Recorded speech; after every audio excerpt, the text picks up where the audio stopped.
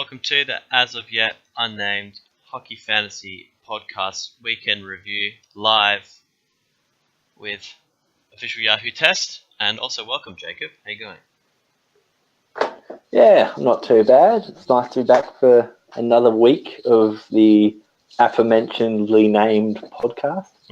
Well, if anyone's got a suggestion for a name, I'm happy to take it. Yeah, we're still waiting on one suggestion to come in, aren't we? Maybe we should set a straw. Oh, well, no, we've had a few. Just, look, I don't want to be too judgmental, but they weren't very good. I mean, I would like some. Yeah, and we need to kind of have I think we need everyone in the league to have a vote before we can really decide on it. Maybe we could do it tied to fantasy results. Whoever's got the better. What's that, sorry? Have it tied to fantasy results. Oh, mate. Yeah, I see. So you can trade your draft position for an extra vote in the. Yeah, but I don't think people are really beating down the door to, say anything anyway. So I see that you're keeping Mike on his toes. Yeah, it's true. There's still one more day left, and I'm really pissed that I didn't set my lineup for the first day because I missed some nice goalie stats that I'm really needing right now. But yeah, it's going pretty well somehow. I just noticed he has was it Braden Shen, whatever his name is? Yeah, Braden Shen. Yeah. Yeah, that guy's number one ranked player at the moment.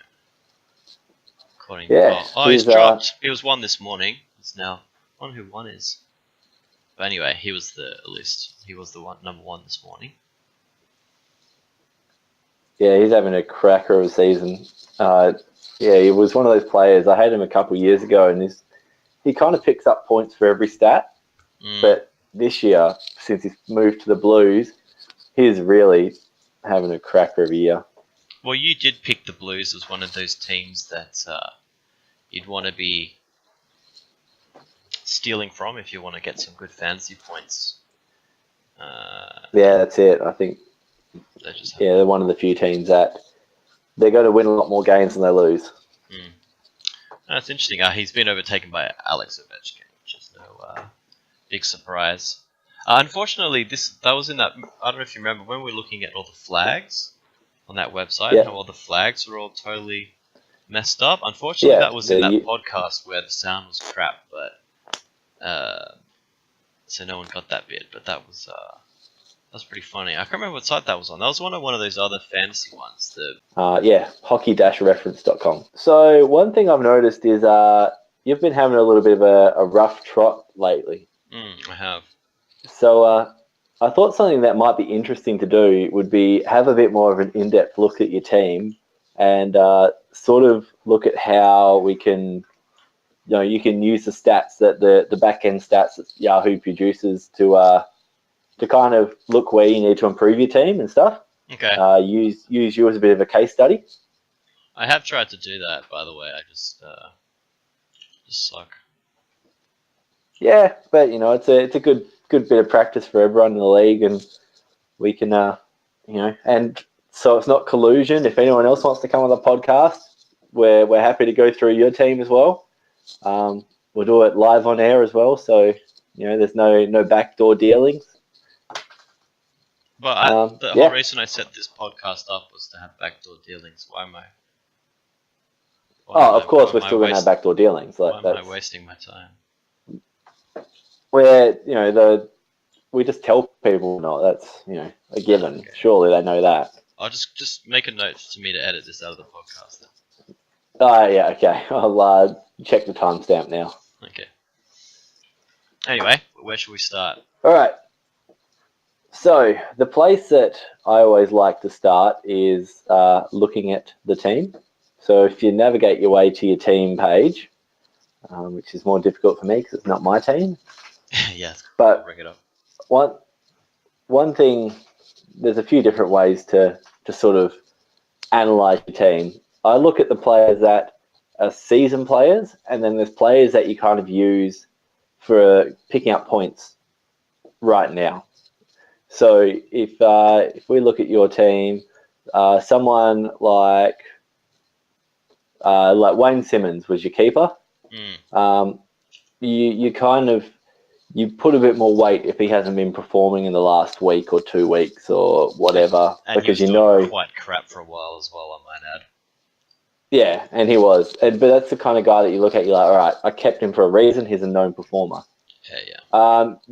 Then you kind of have the guys that you picked up for because they were doing well at the time. And you need, that you use them for a reason. Maybe they're dishing out a bunch of hits. Maybe they went on a hot streak and scored a bunch of goals or something like that. So that's probably someone more like Ricard Raquel. Anders Lindholm is probably a great example of that. He had a really hot period, and then he dropped off quite a lot. He got injured as well. Yeah, he's just come back from concussion, I believe. Yeah, I didn't actually put him in my lineup because he was like a late addition. Yeah. So I missed out on 3 whole shots on goal or something. Yeah, so that's what you kind of get with him. So the first thing I do is I kind of try to identify those players.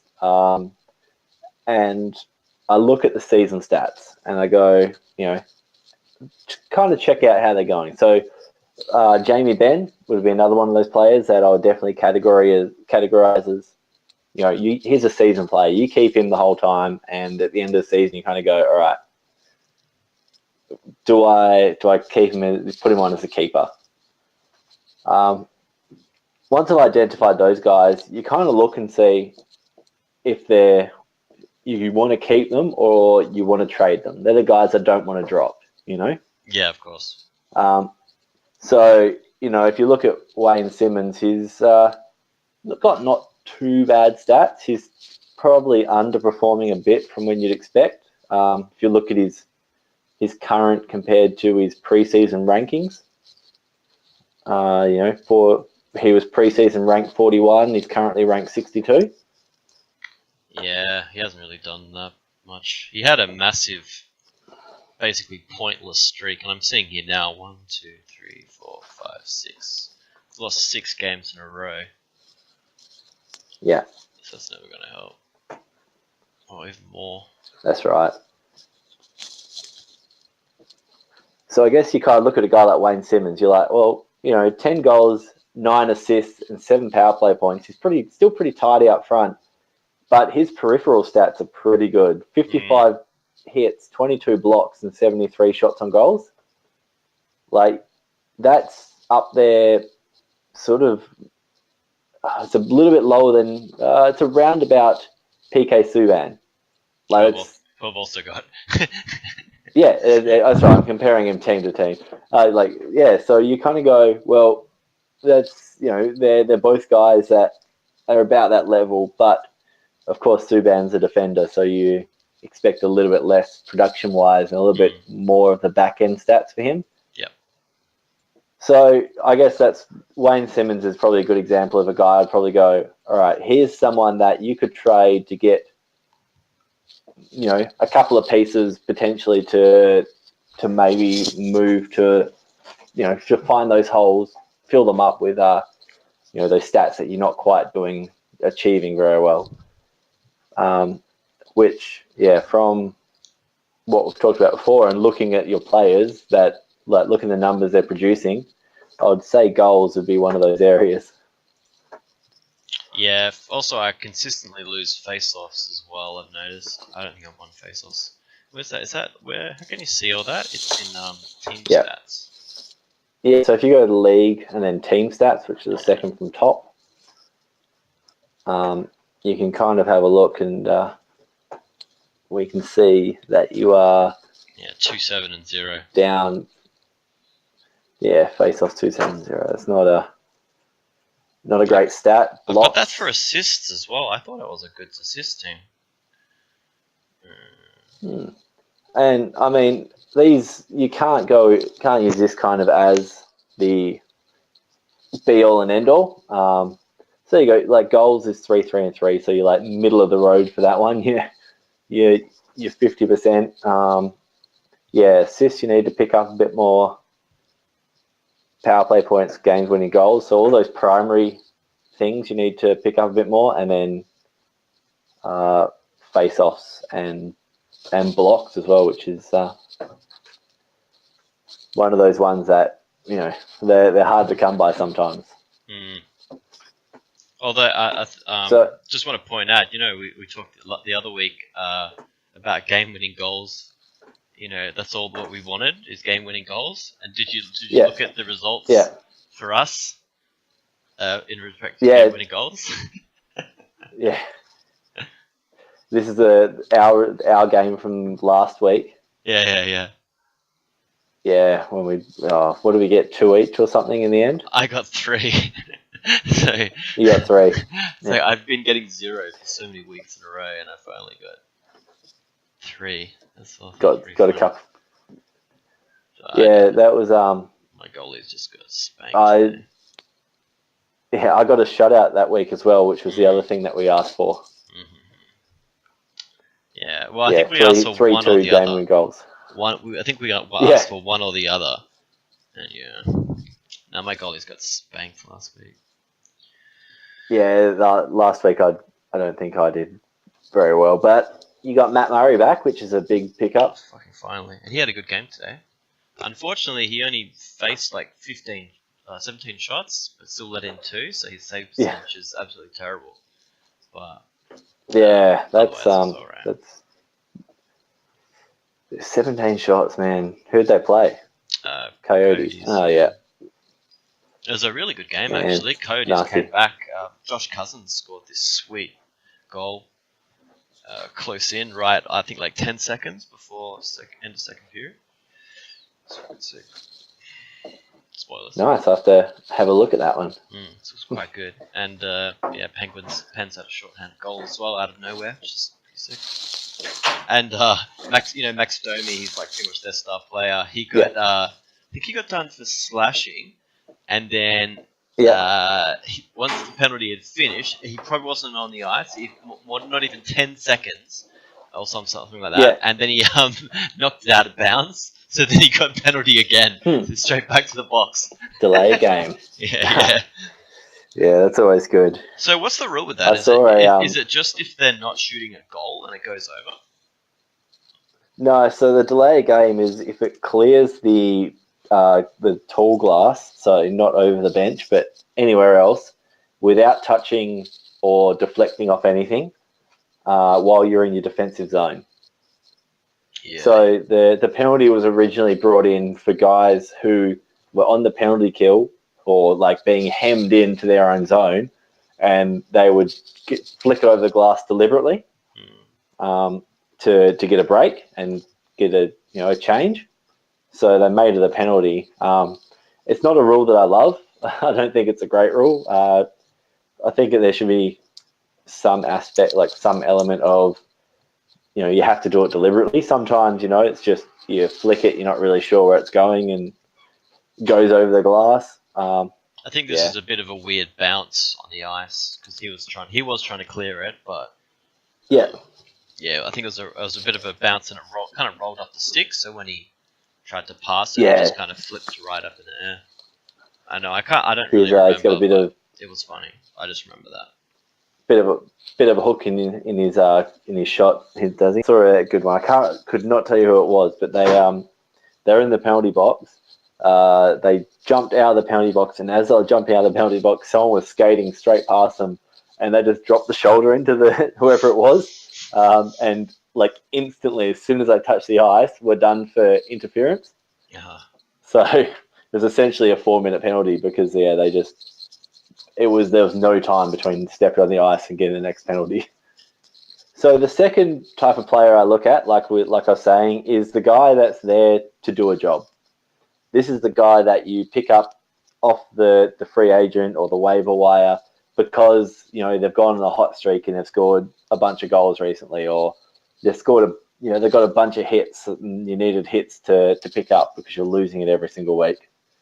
They're the kind of guy that when your player comes back off IR, you're like, all right, I'm going to get rid of him. Most of the time, the guy that you're going to drop, you're not going to try and trade away for him. And so they're what's called, they're the guy that you want to pick up just before they get hot, and when they get hot, you want to try and trade him to get a piece, sell up kind of thing. Buy low, sell high for your team. That is your kind of Hampus Lindholm, who had a bit of a hot spree in there for a while, but has not done much recently. And I always look at those guys last 14 days tab. So I don't use the whole season for these guys because you picked them up for a reason. So I kind of look at what they've been doing this last little while. Hampus Lindholm's not going to be great because he only played one game in the last 2 weeks. But he's not done much all season. He's not done much recently. He's been injured. Yeah, and there's a few other guys that you'd probably look at. Someone like Matthew Perot, sorry to all the Frenchies out there. He's actually performing pretty well in the last 2 weeks. So he's the kind of guy that you'd probably think about holding on to. But then you look at someone else like Ricard Raquel. He's done bugger all in the last 2 assists in the last 2 weeks, 14 shots. It's not doing so hot. So he's the kind of guy that you go, well, if I need to fill a gap, if I need a certain stat, he's one of the guys that'd be on the chopping block to potentially get moved on. Yeah, I was looking at Raquel actually. I don't know why I've even still got him. He was doing. I guess I'm just kind of still in. He was doing well before. Yeah. Yeah. So the last 2 weeks have been terrible. Even the whole season. I mean, you can see that he's handy. 8 goals, 12 assists. That's 20 points. He's got a few power play points, but I guess the hard one to give up is goals. Like goals and assists because you're struggling for those. So what I've done to sort of analyze when I look at a team is I look at the team stats, but rather than looking at the win-loss, I look at the totals. So if you go to team stats and hit totals, basically gives you a rundown of everything that's going on in the league.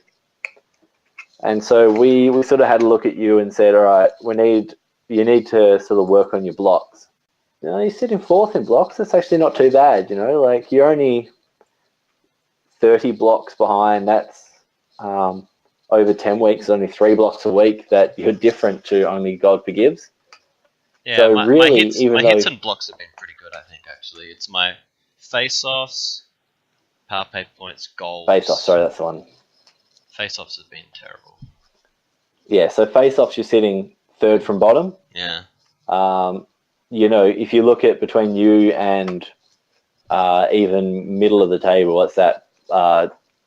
Siggy Stardust, there's 400 blocks or 400 face-off wins difference, and then between you and the top of the table, there's a 600 face-off gap. So face-offs are one of those ones that most people don't pick up a player purely to win face-offs, but there's kind of no reason why you wouldn't do that. If you're doing well, you've got stats to spare somewhere else. You can give up something else to see, to get that extra face-off, win. That's an extra category win if you do it well. Yeah, I was kind of hoping Jamie Benn was going to do that, but he hasn't really been doing it. Yeah, that's you can't really. Yeah, you need a few players to sort of pick up 104 face-offs at 173 face-off wins at this stage of the game. If you look at another guy on your team, Anisimov has 230, Nazem Kadri has 226, so 173 is not actually all that many. I think I just picked up Anisimov there. Yeah. So you wouldn't have got them all. I picked him up this morning, I think. Or yesterday.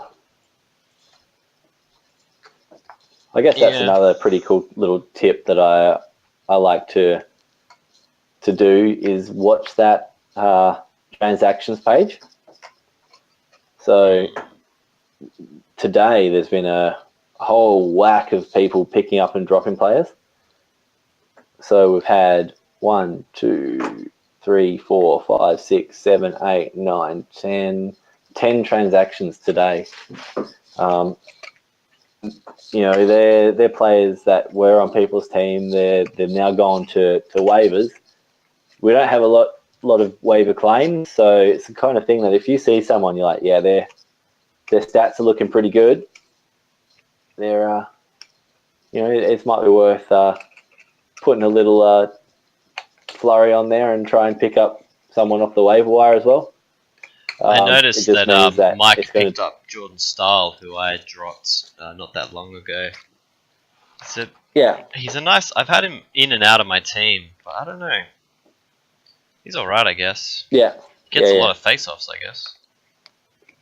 He's getting Well, about 10 I'm just per looking game. back through the transactions. Siggy Tardust actually picked up Jordan Stoll and then dropped him A few hours later. 12 hours later. Yeah. So that's what you call that, because that wouldn't have even done anything, because he would have picked him up for the next day. So he used him for literally for one day. Yeah, He must have just needed once. Yeah, go on. I was going to say I dropped him December 5, so he's been in and out. Poor Jordan. Yeah, he's been around the old teams, all the teams in this fantasy league. That's interesting. Clayton Keller can play all three positions. You don't see that very often. No, there's not many guys like that left. I had Clayton Keller in my team at the start of the year. He was a gun to start with. He slowed right up now, and that's why I got rid of him. But he was one of those guys that I was like, man, he is hard to drop, because he was doing so well at the start of the year. The other thing that we identified you as having a bit of a weakness on was assists, and we can kind of see that you're sitting at 149 assists on the year. Up the Bufflin, 204 assists. So between you and first is quite a long way. I always kind of look how I'm doing compared to the middle of the pack, because I kind of think about it. If I'm above the top half, you know, I'm more likely to win that category every week.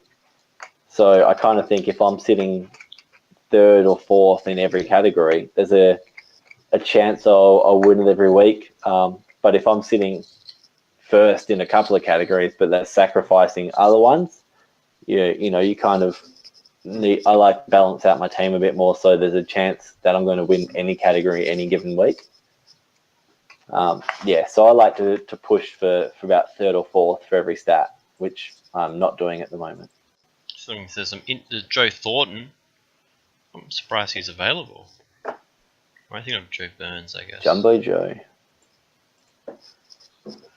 They're the same team, right? Joe Burns and Joe Thornton. Yeah. Are they? Yeah, they are. Yeah, sorry. Yeah, they are. And Burns is the gun, right? Yeah, so Burns is a defenseman, Norris Trophy winner for last year. He's not performed as well as he has in the past, but yeah, he's a good guy to have on your team, a very offensive defender. Joe Thornton could be one. He's got 17 assists on the year. He's got quite a few face-offs, shots on goal, hits and blocks. Matthew Basel from the Islands. There's what? Never heard of him. Yeah, Basel's a good one. There's a few little sneaky guys in there that I think how they, you know, the stats they got don't necessarily reflect their worth. Another good one to look at is Will Butcher. Yeah, I was literally just looking at him, and he's got a game soon as well. There's Anaheim. Yeah. So if you think about where your deficiencies lie, he's not going to give you face-offs, but he's going to give you a whole bunch of assists. But then someone like Matthew Basel is a really good pickup for you. 21 assists with 136 face-off wins across the season. And like I said, I always like to look at these players I pick up to do a job. I like to look at them over the last 14 days. So if we look at Matthew Basel, he pops up again. Over the last 14 days, what's he done? It's not even in the top 25, I think. No, he's fallen away, but let's see. He's on the He's next got page. 2 goals, 3 assists, and 44 face-off wins. So not massive stats, but that kind of says to me that he's always kind of producing these numbers every single week or every 2 weeks. And then we go and we have a look at our old mate daily face-off, and you kind of see where he sits if he's in the power play lines and stuff. Yeah. Just to make sure he's going to not just be that one-dimensional player that you pick up and then have to get rid of a week later. So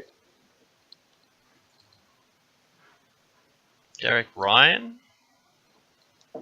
Just picked up a bit the last 2 weeks. yeah, so that's how I look at players. As I called them, the players to do a job. Is I check them out for the season, but yeah, always have a squiz at what they've been doing the last. I like the 14 days, but however long you think is right. Last 7 days, last 30 days. It's really it is a gut feel at the end of the day of who you pick up and how you pick them up. But I think that's there's a few good options for you to boost those, especially assists. And then face-offs as well. Face-offs, I think you'll be able to pick up someone, like Paul Stasny if you wanted face-offs. He's got 16 assists. He's also got 367 face-off wins over the season. I really like the look of Joe Thornton, but just love that guy's beard. It's sick. Yeah, Joe Thornton is a bit of a massive tank with his beard.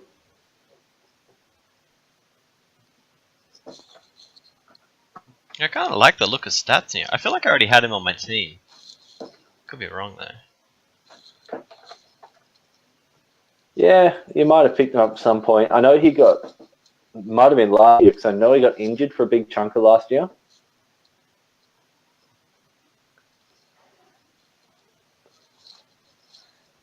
So I guess that's as far as like looking at players. That's kind of how I determine what to look at and what I need. I know Tim at Puck University uses the stat tracker for the week.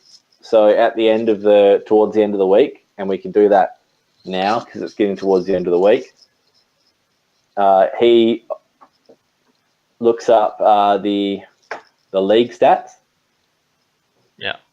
So if you jump into your stat tracker, there's you go into your playoff and you go league stats.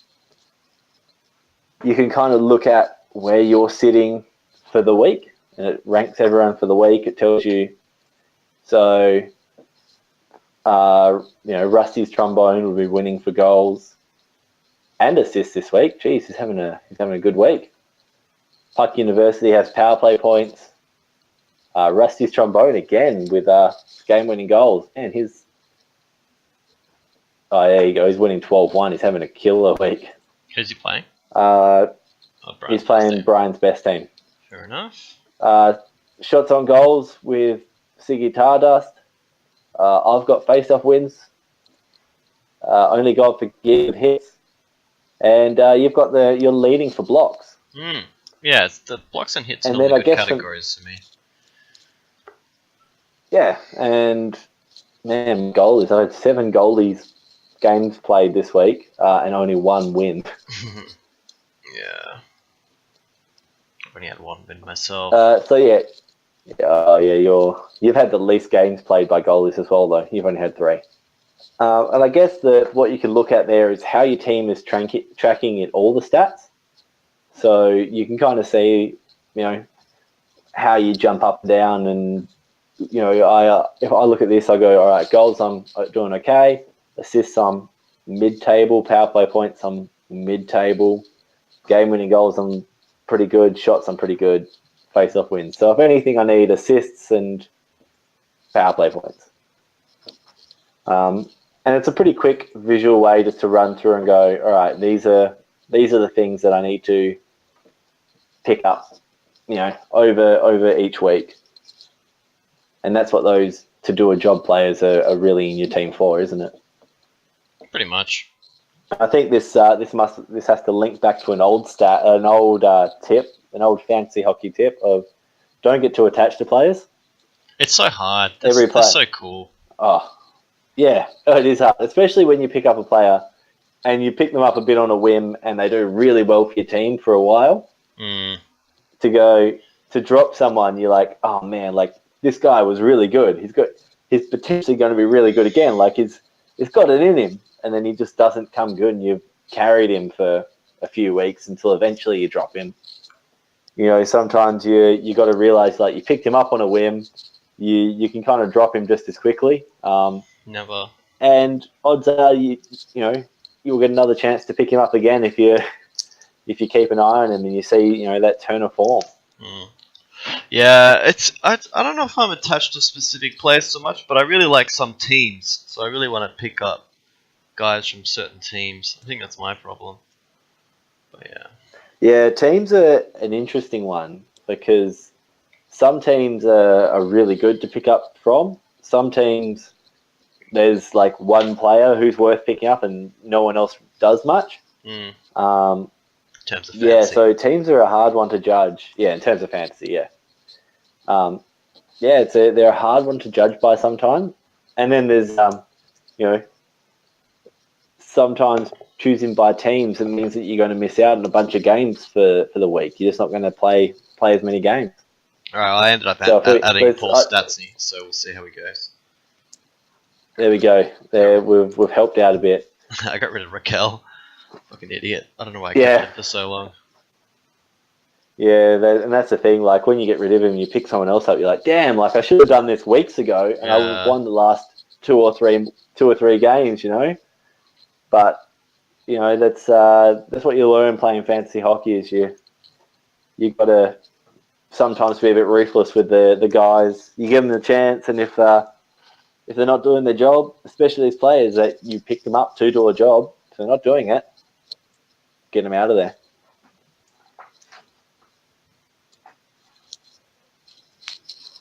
Yeah, I don't think I've had that many games. I feel like I haven't had that many games this week. So, anyway, cool. I can tell you that you had 43 games this week, like your 43 player games. Okay. Which is the second highest. Fuck. It's the second highest. Yeah, well, no excuses then, I guess. Yeah. Yeah, so I guess that's what it is. You have to look at those things as well. So, like, where Brian's best team is getting hammered, yeah, Rusty Trombones is having a great week. But Brian's best team has only played 26 games on the week, so you can only, score a certain number of goals in that time. You just got a packed schedule tomorrow or something. Yeah, some games, some weeks you especially this is especially where you see teams that have a lot of players from the same team, where they've got a lighter schedule. Maybe they've only got one game on the week. You only get that one chance, and then a whole bunch of players are rested for the rest of the week, so you're not getting any points out of them. So that's where managing the schedule as well as managing the teams and the players and why you're picking players up and dropping players is pretty important as well. He's got Crawford on the bench. And James Neal on the bench. You better fix that up pretty quick. They both got games tomorrow. Yeah. Anyway, I guess that's probably the end of sort of running through, having a look at your team, sort of finding the deficiencies, and then working out which players we drop and which players we pick up. That's what I was trying to do today, is just have a bit of a look at that. Thanks, Jacob. Yeah, and you've picked up a player. Hopefully, he works out for you. We'll see. I'm amped that he's in the Blues because I got confidence in them. Yeah. Pull through. And did you have a look at our old mate Daly Faceoff to see where he sits? He's the first line centre between Steen and Jaskin. Nice. So I don't know much about Jaskin, but I know Steen's a bit of a gun. Yeah, and he's a second line power play unit as well, so you know he's going to pick up power plays. But yeah, Steen and Jaskin are both doing pretty well this year from memory. If we pull up Jaskin's stats, my mouse will work again. We can sort of see.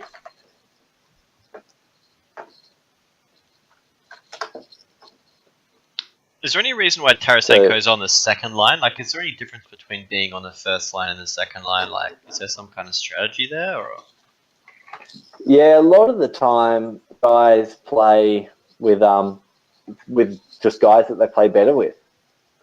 So it used to be, you always put your best players on the top line, but if someone plays really well with another player and they build that chemistry and they, they're putting up a lot of points together, why wouldn't you play them together? Even if technically one of them is a better player than the other one, if they both play better together, do it. And that's, hockey has got a lot more behind the scenes stats and stuff that the teams use to see like who is the best, most efficient players to play together. And that has a lot to do with it, like that's where you'll see guys that should, you go, oh, and he should be top line, no doubt. That's why you sometimes see them pushed up or down lines. Guys you don't really expect to be playing on a line with certain guys. There's a lot of that sort of not so much hockey points, but a lot of other stuff goes behind the scenes as well. I noticed Jaskin was scratched back in October because he missed a team meeting. Yeah. Oh. There you go. You can't miss those meetings. I noticed that he got a 2-year, $2 million contract extension, so go to the meetings, asshole. Yeah. Yeah, turn up. They're paying you $2 million a year to turn up. You can probably make that meeting. Get an Uber. Man, I want to know what his excuse is for not turning up. Like, man, we're paying you $2 million to play hockey. Rock up on time. Yeah. I noticed the Winter Classic is coming up, so I'm hoping we're going to be doing some kind of get-together for that. Yeah, let's float that idea out there on the chat soon, and we'll hopefully be able to catch up and bring in 2018 in style. Yeah, my apartment's kind of crap, but I do have a very nice stream of the hockey running. Like every time I've used it, it's been perfect, like high def. I don't mind doing it here, but yeah. Yeah. You've got a lot more room than I do. Yeah, it's something we can definitely look at. Well, I don't even know what day it is. The 2nd. It's a Tuesday, so if we'll see who's working, who's not working, and what we can do. All right, cool. Well, thanks for joining Beautiful. me, and I'll see you next week. All right, and make sure everyone watching sets their lineups, and you as well, Ash. Yeah, I feel really embarrassed that I didn't freaking set it this week. I always miss because I normally set quite a few days in advance, and so my Monday is always a danger day for me. I've got to start checking it Sunday night. But yeah. The killer is if you add or drop players, it like messes it all up for the rest of the time you've already set it. Yeah, you're always going to so go whenever back you add or check. Yeah, whenever you add or drop someone, just go and reset your lineup because there's a good chance it's throwing the whole thing out of whack. All right, great. Okay, see you next time. All right, take it easy, mate. Catch up.